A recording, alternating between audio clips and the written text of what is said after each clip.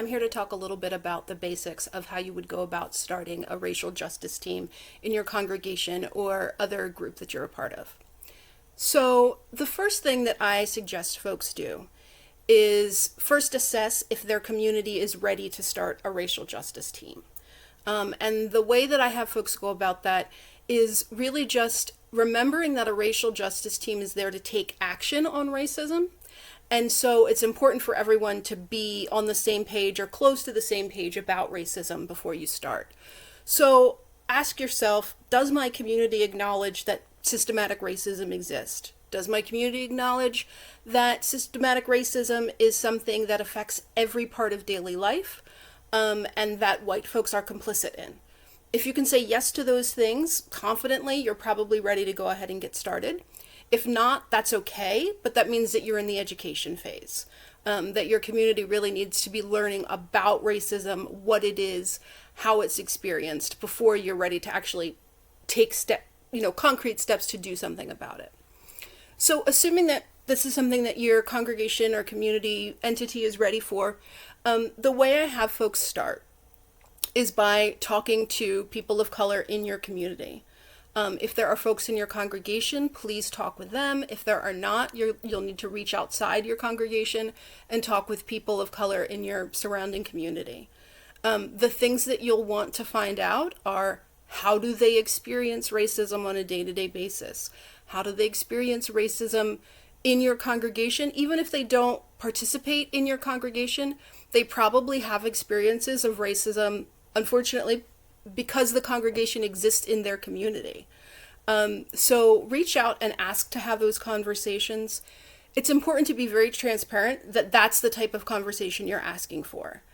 Because people may say to you, you know what, I'm not ready for that conversation. Or, it's been a really painful last few months. I would like to have that conversation with you, but call me in 3 months. So let them know what they're in for, and then pay them for their time. You're asking people for their expertise. You're asking people to share really intimate parts of themselves with you. You're asking people to rehash pain, and they deserve to be compensated for that time. It's also really important to let them be in charge of how that goes, and letting them know that they have a right to say, we're done, or I've done as much as I can do today, we need to reschedule for another time. Or to say, you know what, it doesn't seem like your community is ready for this conversation, so it's over. Know that you're asking people to share really intimate things with you and give that space for them to be in charge of how that goes. But so after those conversations have happened, it's going to be really important to identify what are things that we can take care of today. Often there are very simple things like, it's really important to me that you pronounce my name right. I need this congregation to practice how to pronounce my name. You can do that today. There will be other things that will be systematic problems that will need to be addressed systematically and that will take more time. So with those, I'm going to ask that you do a couple of things. First is to acknowledge that one of the deepest sins of white supremacy is that it teaches white people that you have to be an expert on everything. It teaches white people that as the people who are in power in society, in order to retain that power, you have to be able to know enough to tell other people what to do. And so you have to be the voice of authority in the room. And it's going to be really uncomfortable to get to a place where you're able to acknowledge, I'm actually not the authority on this. When people of color tell me their experiences and tell me what they need, I have to listen to them because they are the voice of authority. One of the other things that white supremacy does is it also teaches white people that they're helpless to do anything about racism. So this really interesting phenomena happens where when you are beginning to build an action team or make any sort of a plan to address systematic racism, often what happens is either people freeze and do nothing because they feel like, well, if I do anything, I might mess up and I might hurt someone's feelings, I might harm someone, and I don't want to do that, so I'll do nothing. Or they immediately decide, I'm going to start a brand new program because I know all about racism and I know how to fix it, and so I'm just going to start a new thing. Neither of those tend to be helpful. What I suggest is listening to what the people of color have told you about what they experience and what they need, and then find out, are there people of color already addressing this that I can help? Are there organizations run by people of color already addressing this that I can plug into what they're doing and say, hey, what do you need? If there aren't, really take time to research if there are, but if there aren't, you need to get people of color to help you build your action plan. You need to understand that because systematic racism affects every single part of daily life, it's probably not going to go smoothly. The experiences of racism that people of color endure in this country make it so life is never smooth.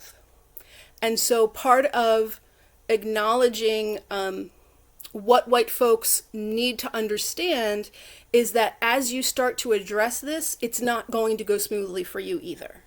And that's okay. And I think part of what we can do as Christians who are trying to do this work is acknowledge that God never promises that it will be easy to live in a way that is just and to live in a way that points toward the gospel. God does promise that we'll always be accompanied when we do that God will always be present, God will always be listening, God will always be talking.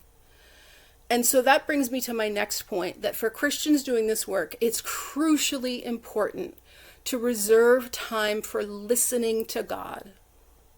Taking time as individuals and as groups, that means both white folks meeting individually, white folks meeting in a group that's just white folks, people of color meeting in groups that are just people of color, and then all of those folks meeting together and taking time to listen to what God is saying.